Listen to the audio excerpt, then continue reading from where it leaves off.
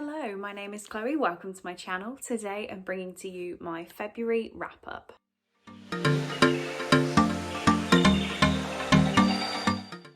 So I'm trialing out a little ring light that my friend bought me for my birthday and I can't get it better. I think that's helping with the lighting. It's a very miserable March day outside, so this is pretty much the lighting we're gonna get, and I made sure I filmed this on my lunch break so that we had better lighting, and it's still not perfect, but we're trying.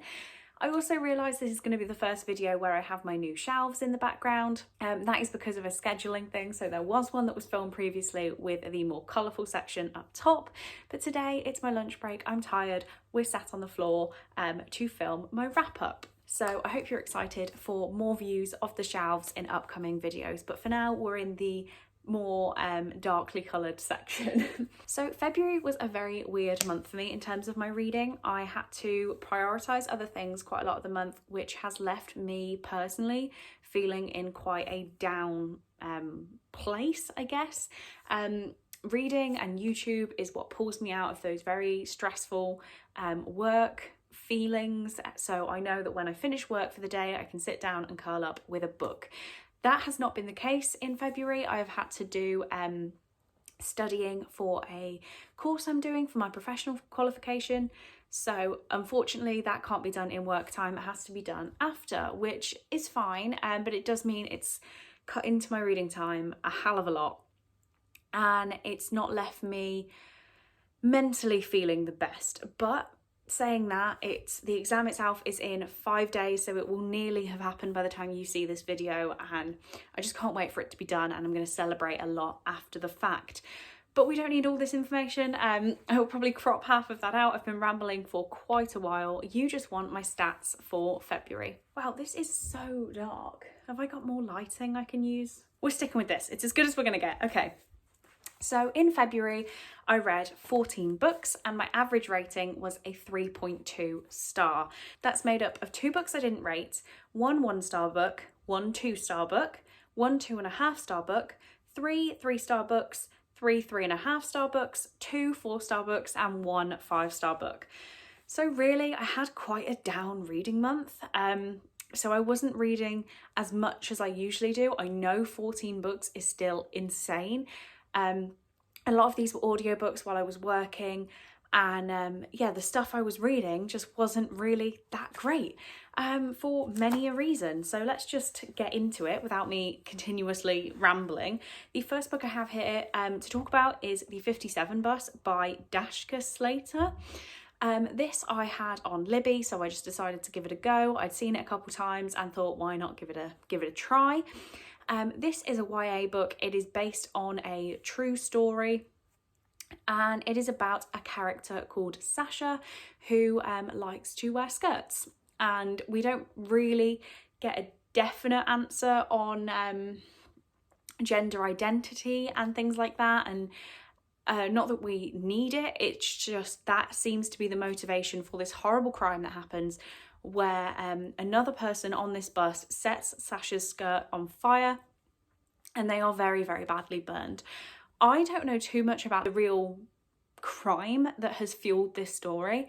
I would be interested to find out. The reason I didn't rate this book, I feel like I learn a lot personally about gender identity and sexuality and a lot in that realm, because I feel like even though I'm really, really trying to give myself more understanding and learn, there's always more we can learn. So I did find this book really interesting for that reason, and I felt like it handled things in a great way. Obviously, I can't speak personally on that, so I would definitely check out some Own Voices reviews if that is something, if it's a book you want to go into.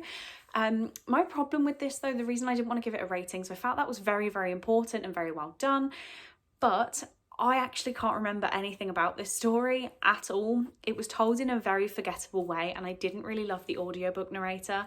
I feel like if I would have listened to a podcast on this, I listen to a lot of true crime podcasts where humour is involved, even in the most disastrous cases, and I feel like I retain that information a lot much better, but I know that it's very sensitive topics, and that some people can't and don't want to listen to humour in that situation. It's just something in my brain that makes it more enjoyable for me when it's very, very hard hitting. So obviously this is a very hard hitting story, and yeah, I've actually ended up forgetting quite a lot because I wasn't engaged with the audiobook. So I hope that review makes sense. The next book I have to talk about is another one in my big bind up, and that's in the Wizard of Oz books. So it was Dorothy and the Wizard in Oz that I read in February. I'm currently reading The Road to Oz, which is the last book, and then I can officially rank this as finished, or mark it as finished, sorry, on Goodreads. So I'm very excited to finally finish this off. But Dorothy and the Wizard in Oz is another one that I did not give a rating, and that's because I feel like I can't rate these books.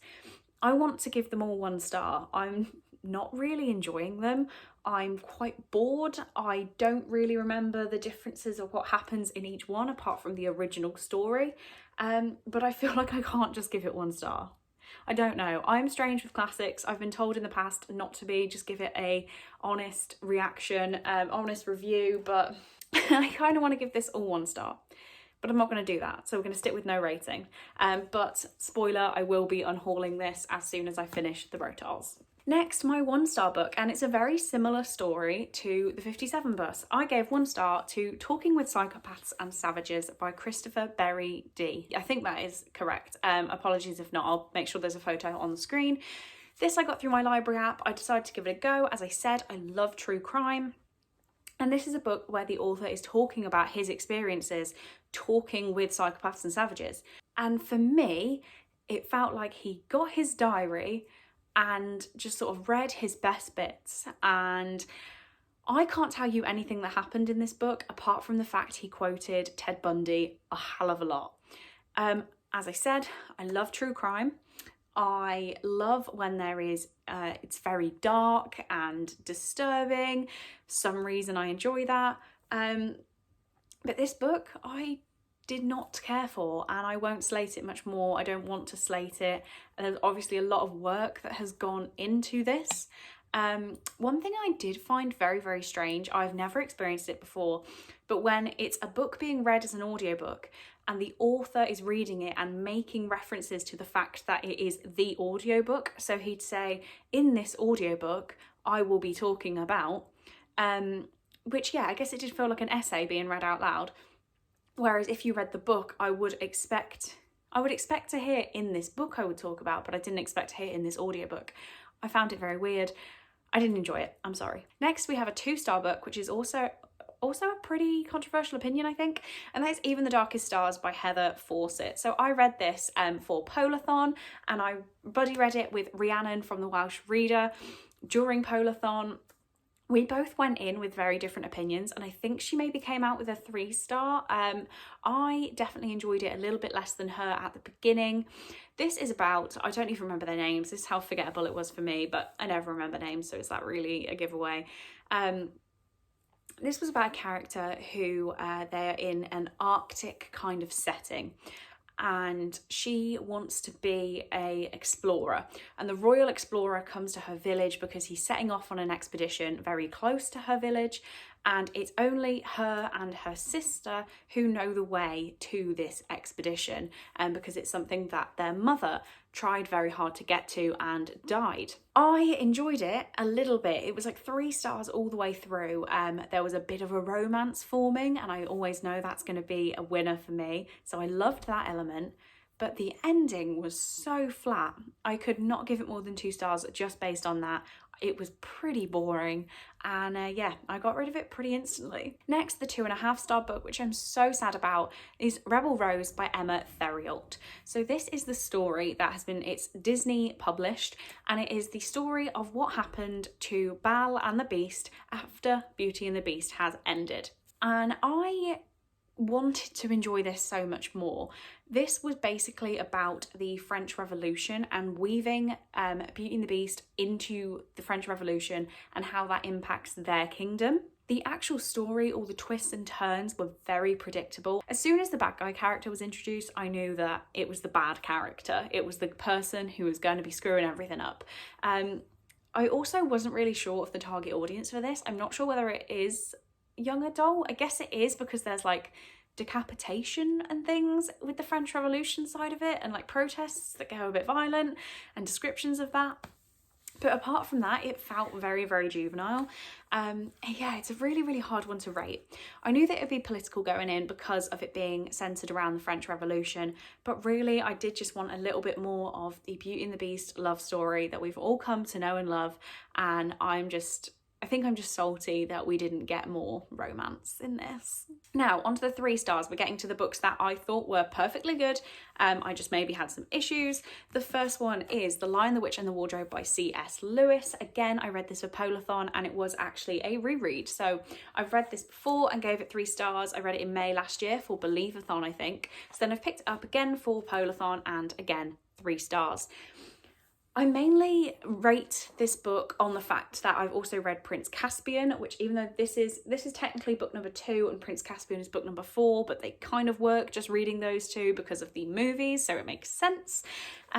Prince Caspian I give 4 stars every time, and this one just feels like it's fine, but it's not as good as Prince Caspian, so 3 stars. I'm sure everyone knows the story of The Lion, the Witch, the Wardrobe right now. I don't need to go back and say that all again. But if you do not, for some reason, this is about 4 children who step through a door in a wardrobe to the magical land of Narnia. And it's great. It is such a fun time. I actually listened to the audiobook and read along this time, and I really enjoyed that format of it. So would definitely recommend. 3 stars is fine. It just didn't do anything special. Next, I have The Chain by Adrian McKinty, which was my buddy read with Emily for the month at Novell Novels. As I always say, I've mentioned a couple of people. If I've mentioned them, they will be in the description, so please do go check them out. So every month, me and Emily have a buddy read, and February it was the time for The Chain. This is a adult thriller about, a chain where your child is abducted, kidnapped, and they will be released when you abduct another child, and then that child's parents abduct a child successfully, then your child will be released. It's a complicated chain, but this whole book is about the fact that our main character's child has been abducted, and the first 150, 200 pages of this was so gripping. I couldn't put it down. I constantly message Emily to say, I'm sorry I've gone over today's pages. I'll try and slow down tomorrow. And I was really, really excited the whole time. The last 100 pages, I wish would not have been in the book. I wish it would have just wrapped up when the good stuff stopped, and the ending just really disappointed me. So I think it went from a 4-star to a 2-star pretty quickly, so I've settled on 3. I would recommend it. That first part was such a fun time, but the ending just let it down, but it definitely wasn't awful at all. Next, I have a graphic novel, which I don't typically have in my wrap-ups. This is 2 Week Wait, an IVF story by Luke and Kelly Jackson.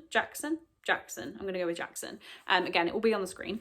So this I actually got from NetGalley, so that was great. Thank you very much, NetGalley. This is, as the title suggests, a graphic novel story of a married couple going through IVF. At the start, not successfully, and it's causing a lot of strain on their marriage, their relationship. And I found it so unbelievably moving. As I said, graphic novels aren't typically my thing, so I was a bit skeptical rating this. So the story itself, I think I can imagine it written as a full length novel. I'm really enjoying it. The artwork in the graphic novel was fine. I sped through the whole thing. I read it in less than 45 minutes because I was on reading sprints as I did it. And yeah, it was fine. That's why it's 3 stars. But if this couple did release another graphic novel about something in their marriage, then I would read it. Next, we're in 3.5 stars. And sadly, this book is pretty forgettable, but it did make it up here. And that is The Library of Lost Things by Laura Taylor Namey, I want to say is their name. So this is, again, forgettable, I'm afraid, which is why it was basically a 4-star, but then I thought it was very typical, very predictable, and it now appears to be very forgettable.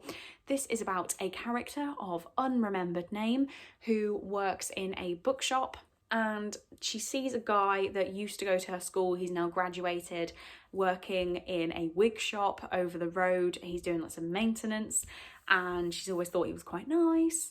and there's a bit of teenage drama, and so-and-so cheats on so-and-so, and it's very, very predictable, but the overall story is quite nice. I'm actually forgetting the main principle, which has just come to me. The main point of this story is that our main character's mother is a hoarder, so she does not like to show anybody her personal life, because then she will have to show them her mother's hoarding, which is not only embarrassing for her, but it can be worse for her mother's hoarding, and send her into a deeper spiral. So yeah, very forgettable that I've just forgotten that. I struggle to identify with this story because of my relationship with my mother. Like, my mom is not a hoarder. Instead of that, she's actually somebody who is more likely to throw things away that you didn't want thrown away, and she'll be fine with me admitting that. So it was very hard for me to picture this mother-daughter relationship because it's just not something I've ever experienced. I did like the whole romance. Is it requited? Is it unrequited? I did like that.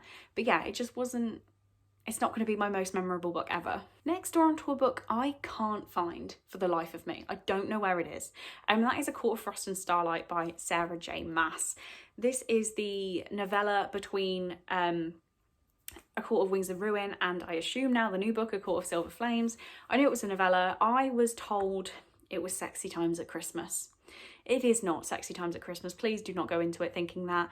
It is a complete filler book after the end of A Court of Wings of Ruin, and it wasn't great. I didn't love it, so I wanted to love it, which I think is why it has 3.5 stars rather than anything lower. That's just because I love the characters, I love their relationships, I like finding out more about them. But in terms of an actual story, it was pretty boring. It was all filler, and yeah, I just felt pretty betrayed by this book. But moving on, we now have a book I lowered slightly since I read it, but I think I'm going to stick on this rating. So that is This Adventure Ends by Emma Mills. This was mine and Brittany's book club pick for the month, so I will link our Sisters Approximately live show where we talk about this. It's a very quick watch. We have nothing to say, and that is the main reason it has this rating. I think it has 3.5 stars over 3 stars just because of this gorgeous cover. Like, I can't stop looking. But this is a story about Sloane, who moves to Florida. That's it. She moves to Florida and she falls in with this friend group, and it's all very intense friendships. There is Vera and her twin brother Jack. What's her brother called? Gabe. That's Gabe. Again, another very forgettable book. The reason this couldn't get any higher of a rating is that nothing really happens. It all seems to be about character development, and then I don't believe there is that much character development. One of the reviews is about how amazing the romantic relationships are, and they're not. The one redeeming thing is, wait, is that nice character called Jack? Maybe he is. Do we like Jack? There is a very, very fun character who takes control at the parties, and he's an absolute laugh, and I wish I was at a party with him, and I think his name is Jack, but I'm now forgetting. Anyway, pretty forgettable, but I will be keeping it for how gorgeous it is. 3 more to go, so the 2 4 stars are next. The first one is The Poet X by Elizabeth Acevedo. I absolutely loved this book. I can't tell you what was missing for 5 stars because I can't picture it myself. But this is a book told in verse. I listened to the audiobook, which was so powerful because Elizabeth Acevedo does narrate them herself. So it was amazing to hear her verse told how she intended. It is such an amazing time. It's about a girl who really, is she just trying to express herself through poetry to deal with the horrible stuff that's going on at home and who she is and religion, and I loved it. I can't even say more about it. I loved it, but it was missing something for 5 stars. I would definitely love to get the physical book and listen to the audiobook again and go through it again. I feel like that would maybe push me into 5 stars. Next, I have Gemina by Jay Kristoff and Amy Kaufman. This is the second book in the Illuminae series. So I had to give this one 4 stars. I gave Illuminae 3 because I enjoyed the format of it. Do I have Obsidio? Is all the way up there. I'm not going to try and grab it. But it is told completely in mixed media. So what I did was listen to the audiobook and followed along with the physical book. I read it in a day and it's about 600 pages long. I listened to it while I was working. I listened to it in reading sprints. I stayed up late until I finished it. I had to finish it. I gave it a 4 stars, not 5, because I'm not absolutely in love with sci-fi and I couldn't fully connect to the story. But compared to Illuminate, it was actually so much better. The story was so much more entertaining and I loved the mixed media format again. So I actually have Obsidio on my TBR and I'm really hoping to get to it soon because I just love the idea of this series. Unfortunately, my copy was originally used. I got it secondhand and it smelled like cigarette smoke, so I didn't want to keep it forever. So as soon as I read it, I did get rid. But I really did enjoy my experience reading that one. And finally, my only 5-star of this month, and if you haven't guessed it, I don't know if you've been watching my vlogs, obviously, which is not a requirement, but I didn't shut up about this book for a while, and that is A Court of Wings and Ruin by Sarah J Maas. I absolutely loved this book. I don't think I quite loved it more than A Court of Mist and Fury, which seems to be the general opinion of this series, that this is amazing. It's just not quite as good as book number 2. This doesn't look huge, but it is 700 pages long. It's on like the really thin Bible paper, so it took some time. I annotated this one as I read it. Some of the smutty scenes were genuinely making me go completely red and I couldn't read them, especially when I was reading this on live sprints. And oh my god, I just loved it. I highlighted everything. I don't even know what to say about it. If you have not got hooked into the world of Sarah J Maas, she is really making a massive comeback, not that she ever went anywhere, because of the release of A Court of Silver Flames.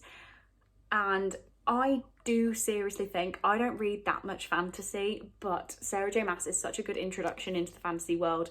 And if you give A Court of Thorns and Roses a go, it is loosely based on Beauty and the Beast with fairies, and it's just so good. This series has changed my reading experience completely, and yeah, 5 stars. So those are all the books I read in February. I seem to have rambled on for quite a long time, so editing is going to be fun. But on that note, are there any of these books that you have read and you have the same opinion, a differing opinion? Let me know down in the comments. What was your favourite read of February? I'd love to know. Please let me know. But on that note, I will leave and stop talking. So thank you very much for watching. I really do hope you enjoyed it, and I will see you in the next one.